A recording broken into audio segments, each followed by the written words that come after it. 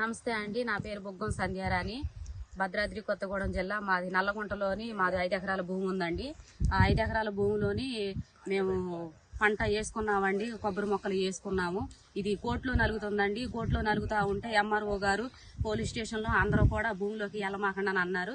నేను ఒక పూటకి రాకుండా ఉండేసరికి మా మొక్కలన్నీ నైట్కి నైట్ వచ్చి దొంగల్లాగా నైట్కి నైట్ వచ్చి మా మొక్కలన్నీ నరికేశారండి.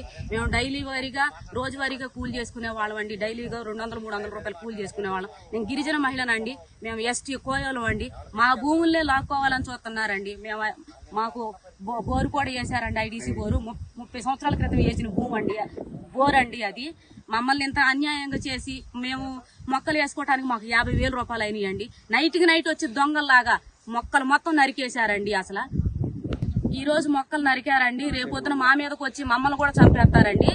అసలు మాకు రక్షణ లేదండి. అసలు ఈ మొక్కలు నరికినట్టే మమ్మల్ని కూడా ఏం చేస్తారన్నది మాకు భయం ఉంది సార్.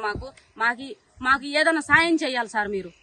మాది భద్రాద్రి కొత్తగూడెం జిల్లా అండి. మాది దమ్మపేట మండలం. నల్లగుంట పరిధిలో మాకు 2 ఎకరాల భూమి ఉందండి.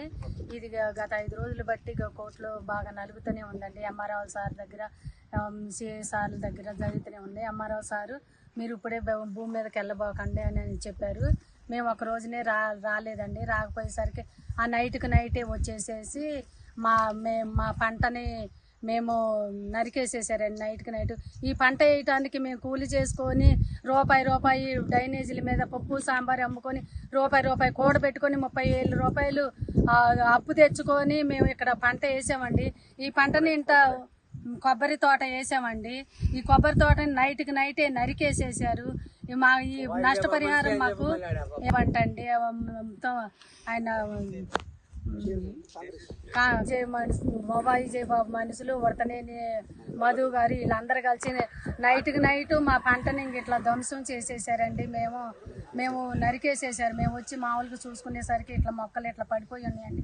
ఈ 30,000 రూపాయలు మేము సంపాదించుకోవాలంటే ఎన్ని రోజులు మేము పప్పు సాంబారి డ్రైనేజీల మీద అమ్ముకొని సంపాదించుకోవాలండి అని మేము పై అధికారులకి, రాజకీయ నాయకులకి, ముఖ్యమంత్రి గారికి, మాజీ ముఖ్యమంత్రి గారికి అందరికీ కూడా మేము ధన్యవాదాలు చెప్పుకుంటా మా భూమిని మాకు ఇప్పించగలరని మేము కోరుతున్నామండి. రైతుకి న్యాయం చేయాలి. రైతు ఉన్న వాళ్ళు ప్రదేశంలో ఉన్న రైతుకి న్యాయం చేయాలి. రైతు అనేది మంచి ఆరోగ్యంగా ఉండే రైతుకు న్యాయం చేయాలి. ఎందుకంటే వీళ్ళు ఎప్పటి నుంచో చేస్తున్నారు కాబట్టి రైతుకి న్యాయం చేయాలి. కోర్టు అయినా చేయాలి, ఎంఆర్ఓలు అయినా, కలెక్టర్ అయినా, చిన్న రైతులు కాబట్టి, ఎస్టీలు కాబట్టి దానికి రైతుకి న్యాయం చేయమని నేను ఆఫీసర్లకు కోరుతున్నా. నేను ప్రెస్ కూడా మళ్ళీ మాట్లాడుతున్నాను.